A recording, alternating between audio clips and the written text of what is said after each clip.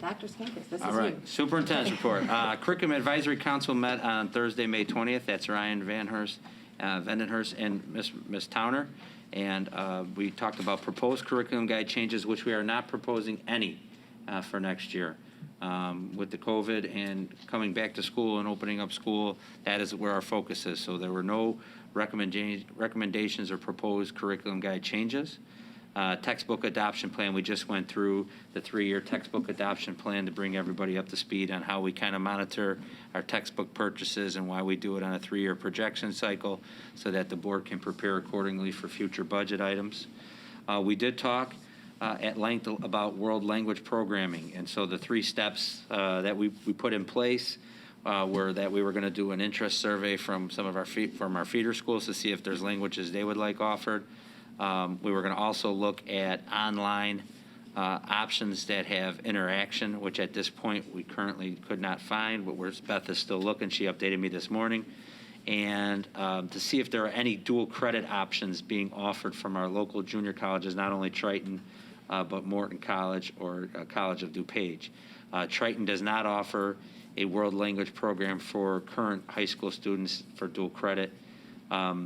Morton College had one, but they have a specific agreement with an IGA with only Morton High School. So that may be something we could look to see if there's a way to do add-on amendment to that. But the big thing would be to we wanted to do an interest survey from our feeder school parents to see what the need is, right? Because we could say, oh, we need to do German, and then if our feeder school parents all fill out that they want Italian or Latin, we're going to have less kids taking German. We're going to be in the same kind of predicament we're in right now. I'm also will be sending out a article that was in the Tribune from this Sunday that Ms. Matana sent me.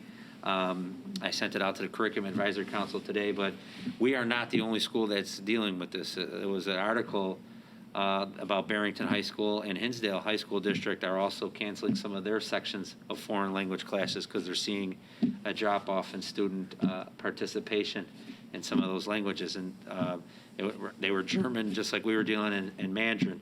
Most of their students are taking French and Spanish, which is kind of similar to where we're at. So I'll send out that article, and we'll continue to provide an update on that throughout the summer as we make progress on that. The post-pandemic practice document was shared with the whole board, and I think that's what will drive this committee of the whole meeting over the summer. We talked a little bit about MTSS, which is multiple tiered systems of services and interventions. And then we talked about the summer committee.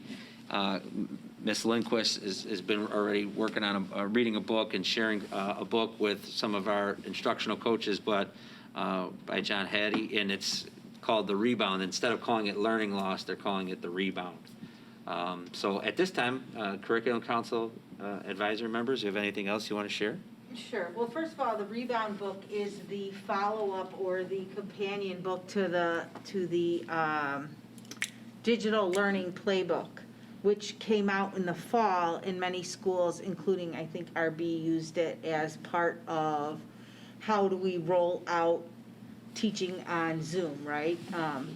So a remote learning playbook is what it was called. So this is the same authors. It's a follow-up. Hattie is quite the name in education right now. So the book is, I've thumbed through it. My copy is coming in a couple of days.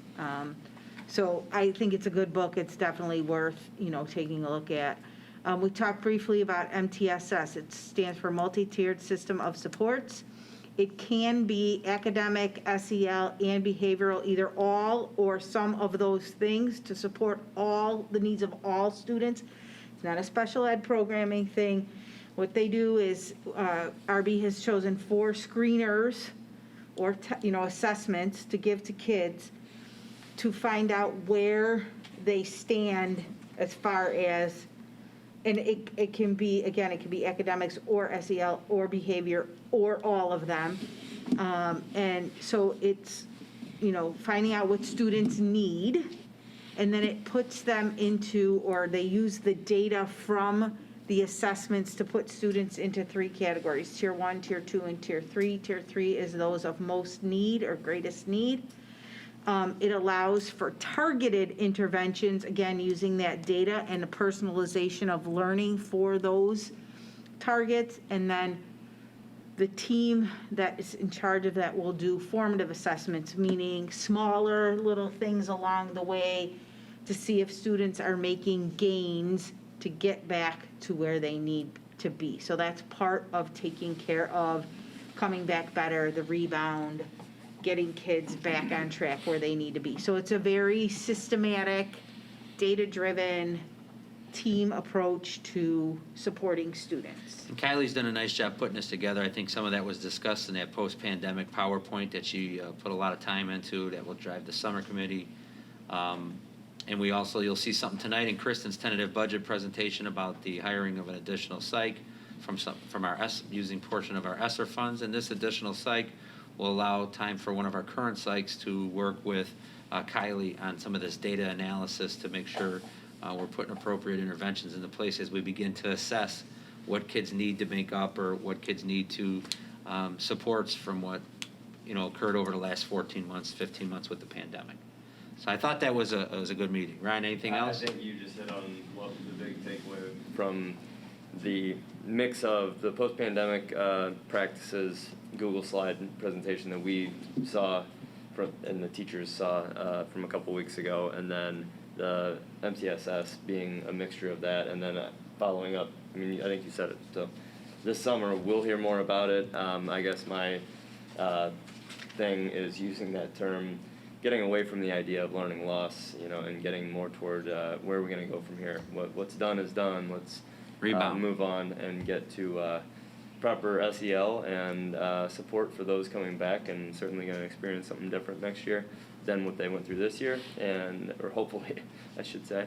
And I think there's a bunch of things that were mentioned with regard to the various testing programs to see where people are and how we can support the students next year. So, no, that seems to be it. We're ready to roll. Okay, great. Facilities Advisory Council there's a meeting scheduled for next week. So that is Tom Jacobs and Laura Haruska. We're doing a Zoom meeting next week just to kind of get an update on our fourth quarter QBR from Aramark, as well as some of the summer projects and things we'll be addressing, and also just doing a quick review of the facilities rental agreement. Finance Advisory Council met just yesterday on the 24th, and that was Ms. Gaska and Ms. Zalis, and we went through basically the financial standing. Our tentative budget was where we spent the majority of our time, and the use of our ESSER funds. And so Kristen has a presentation on that tonight, so I don't want to cut into that too much unless Lorena or Deanna will have anything they want to add. I think we'll touch on that more during probably the budget presentation. Yeah, I'm happy waiting. Thanks. No update from personnel. Policy Advisory Council, no update. I do want to put on your radar 6:185. It's a remote learning policy, and it's an optional policy currently in that IASB policy manual. But this is something like when you start seeing these emails from the legal counsel, like to be prepared, like in the event in that June 11th update, if something should come out from the state in regards to having an alternative option for remote learners that absolutely cannot return to school, we may need to adopt this policy. So at this time, I have no action for you, but I at least wanted to make sure I reported it out in my superintendent advisory update. And then purchase, sale, lease, or land, no update on this. This is tabled for at this time. And that concludes my superintendent report.